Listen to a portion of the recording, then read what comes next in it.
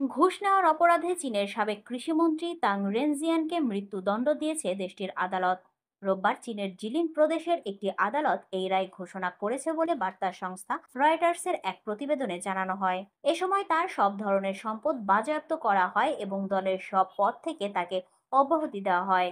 রায়ে বলা হয় ২০০৭ থেকে ২০২৪ সালের মধ্যে বিভিন্ন পদে থাকাকালীন তাং রেজিয়ান নগদ অর্থ ও সম্পত্তি মিলিয়ে মোট ২২,৮০,০০,০০০ ইউয়ান, প্রায় $৩,৭৬,০০,০০০ ঘুষ গ্রহণ করেছিলেন। আদালত জানিয়েছে, নিজের অপরাধ স্বীকার করে নেওয়ায় তায়েংয়ের সাজা কার্যকর ২ বছর স্থগিত থাকবে। গত বছরের নভেম্বরে চীনের ক্ষমতাসীন রাজনৈতিক দল কমিউনিস্ট পার্টি তাংকে দল থেকে বহিষ্কার করে।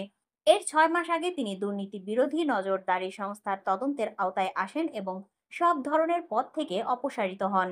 দেশটির সাবেক কৃষিমন্ত্রী তাং এর বিরুদ্ধে দ্রুত গতিতে তদন্ত শেষ করা হয়।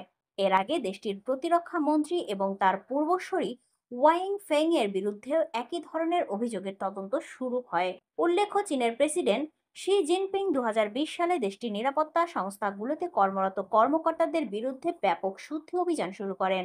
দেশটির পুলিশ বাহিনীর পাশাপাশি প্রসিকিউটর এবং বিচারকদের জনগণের কাছে একেবারেই বিশ্বস্ত, পবিত্র ও নির্ভরযোগ্য হওয়ার কঠোরতম নির্দেশ দেন তিনি। দেশটির সরকারি তথ্য অনুযায়ী ২০১৭ থেকে ২০২০ সাল পর্যন্ত চীনের পশ্চিমাঞ্চলীয় গানসু প্রদেশের গভর্নর ছিলেন তাং। পরে তিনি কৃষি ও গ্রামীণ কল্যাণ বিষয়ক মন্ত্রী হিসেবে দায়িত্ব পান।